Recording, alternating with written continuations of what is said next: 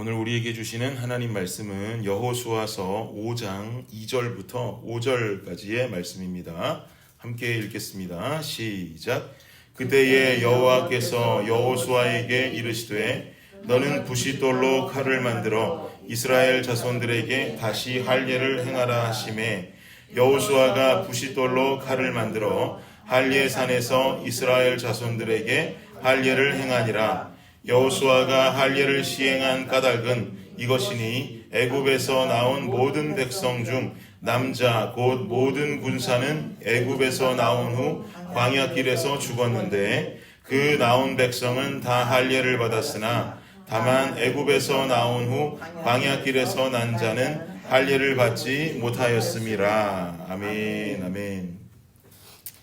네, 오늘 말씀을 보니까 이스라엘 백성들의 현재 위치가 변경되었습니다. 얼마 전까지는 요단 동편에 위치하고 있었으나 지금은 요단 서편으로 건너와 있는 상태입니다. 동편에서 서편으로 건너왔던 과정 여러분 기억하실 것 같아요.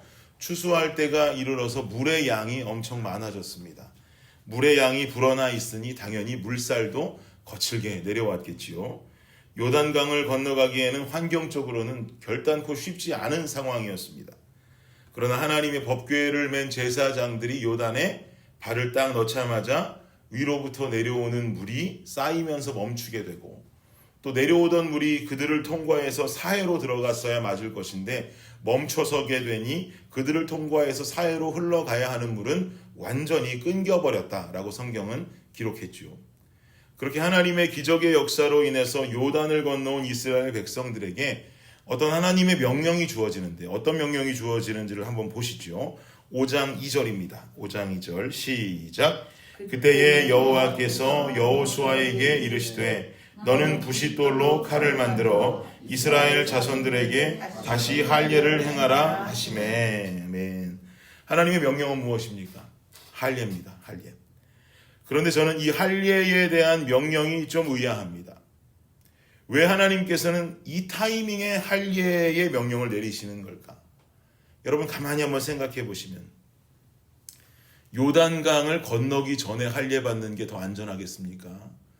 요단을 건너와서 할례 받는 게 더 안전하겠습니까? 건너기 전에 할례 받는 게 훨씬 안전하겠죠. 왜요? 요단을 건넜다는 것은 가나안에 들어왔다는 얘기예요. 그렇잖아요. 즉 지금 이스라엘은 곧 전쟁을 치러야 할 전쟁터의 한 모퉁이에 들어와 있는 거예요. 적진의 중앙으로 들어와 있는 상태인 거죠. 근데 여기서 하나님은 할례를 행하라라고 명령하시는 겁니다. 꼭 요단을 건너와서 할례를 주어야만 한다라고 하는 어떤 규칙이나 룰이 이스라엘 백성들 가운데 있었던 것일까요? 그것도 아니에요. 요단을 건너기 전에 할례를 주고 건너와서는 이제 할례 받은 몸이 회복을 하고 적진으로 뛰어 들어가야 우리의 상식선상으로는 그게 맞을 것 같은데 건너와서 할례를 받게 하신단 말이죠. 5장 1절을 한번 보십시오. 5장 1절입니다. 시작. 요단 서쪽의 아모리 사람의 모든 왕들과 해변의 가나안 사람의 모든 왕들이 여호와께서 요단물을 이스라엘 자손들 앞에서 말리시고 우리를 건너게 하셨음을 듣고 마음이 녹았고 이스라엘 자손들 때문에 정신을 잃었더라. 아멘. 이 말씀이 중요한 말씀입니다. 요단 서쪽의 아모리 사람들의 모든 왕들 그리고 가나안 족속의 모든 왕들이 이스라엘 족속이 하나님의 기적 가운데 요단을 건넜다는 사실을 듣게 됐단 말이에요. 근데 요단을 그냥 건넌 게 아니라 요단 물살이 막 내려오는데 물살을 막 가르면서 열심으로 막 건너오다가 막 10,000명 건너오는데 100명 죽고 막 하면서 막 사투를 벌이며 넘어오는 게 아니라 들어보니까 법궤를 맨 제사장들이 발을 넣었더니 요단이 멈췄다는 거예요. 멈춰선 요단 강물이고 그것만이 아니라 땅은 말랐더라는 거예요. 이게 무슨 기적이냔 말이죠. 그곳을 건너서 이스라엘 백성들이 넘어왔다는 거죠. 이 소식을 들은 이 왕들은 그야말로 무슨 마음이겠습니까? 전이상실이에요. 전이상실. 이게 무슨 일인가? 1절 보니까 이스라엘 자손들 때문에 마음이 녹았고 정신을 잃었더라라고 지금 기록하는 것 아니겠습니까? 지금 가나안 거주민들이 두려워 떨고 있는 상대는 이스라엘이라는 나라가 아니에요. 이스라엘에 들어보니까 김준일 장군이라고 하는 등치도 크고 싸움도 잘하는 장수가 있었더라. 그를 두려웠던 게 아니란 말이죠. 가나안 거주민들이 두려워하고 있는 상대는 이스라엘이라는 나라가 아니라 이들을 지키고 인도하시는 하나님을 두려워하고 있는 줄을 믿습니다. 요단의 물이 멈춰섰고 마른 땅을 만들어버리신 그 하나님, 그들의 역사 속에 들어보니 홍해도 가르셨다 그러고 또 전쟁의 승리를 허락하신 그 하나님께서 이스라엘의 편에 서 계신다라고 하는 이 사실이, 이 소식을 들은 그들로 하여금 두려움을 갖게 만드는 거죠. 즉 요단을 건너와서 그들의 적진에서 할례를 받고 할례받은 군대가 아무리 신체적인 고통 속에 있다 할지라도 그들이 받는 고통으로 인해서 우리는 혹시라도 적군이 우리에게 와서 공격했을 때 방어를 못하고 멸절을 당하는 것이 아니라는 얘기예요. 하나님께서는 이스라엘로 하여금 그들을 지키시는 존재는 너희의 힘, 너희의 손, 너희의 칼이 아니라 하나님이라고 하는 확신을 갖기 원하시는 것입니다.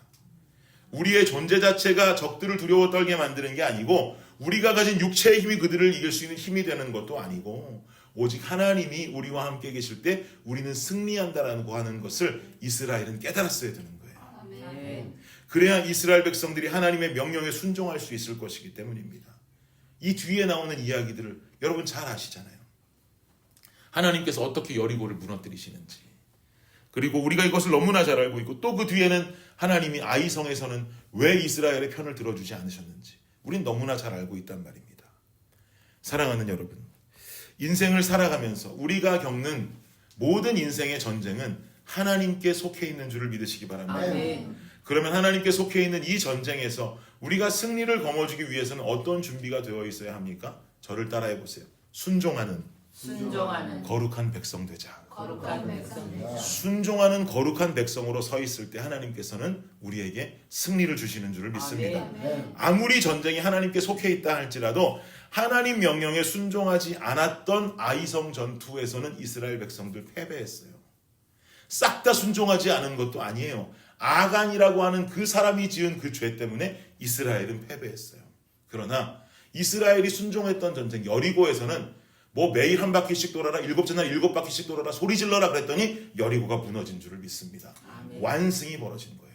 순종하니 무너지고 불순종하니 패배하는 거예요. 아이성이라고 하는 성은 여리고성에 비하면 이름처럼 아이였어요. 작은 성이었단 말입니다. 그런데 그 성에서는 패배를 하고 큰 성 여리고에서는 이겼던 그 승리의 비결은 순종에 있었던 것입니다. 적진에 들어와서 할례를 받아도 지키고 보호하시는 전능하신 하나님의 손길이 전쟁의 주관자가 되시는 것입니다. 순종하는 거룩한 백성들 되시기를 축복합니다. 오늘도 주어진 삶 속에 내가 가진 힘을 의지하고 내가 가진 것들을 신뢰하면서 힘 자랑하는 어리석은 백성이 아니라 전쟁의 주관자이시오, 또한 순종하면 승리를 허락하시는 이 하나님 아버지를 온전히 따르고 신뢰하며 주시는 승리를 경험하며 살아가는 여러분의 오늘과 인생이 되시기를 예수 그리스도의 이름으로 축복합니다. 기도하겠습니다. 주님 감사합니다. 순종하는 거룩한 백성된 우리 성도들 되기를 간절히 원합니다. 주님 말씀에 순종하며 인생에 주어지는 전쟁 속에 어떻게 내가 어떤 힘이 있는 칼을 갈아야 이길 수 있을지, 내가 어떻게 얼마나 방어할 수 있는 방패를 가지고 있어야 이길 수 있을지를 고민하는 것이 아니라 그 칼과 방패 또한 주님께 순종하는 마음으로 드리는 신앙의 훈련으로 드려지기를 간절히 원합니다. 그러함으로 말미암아서 주님께서 이루시는 승리를 우리는 만끽하며 하나님의 힘만을 찬송하고 주의 이름을 높여드릴 수 있는 우리의 삶이 되게 하여 주시옵소서. 그 삶을 오늘도 하루하루 열심으로 걸어가는 우리의 발걸음 되기를 간절히 원하오니 주님께서 역사하여 주옵소서. 감사합니다. 예수님의 이름으로 기도드립니다. 아멘.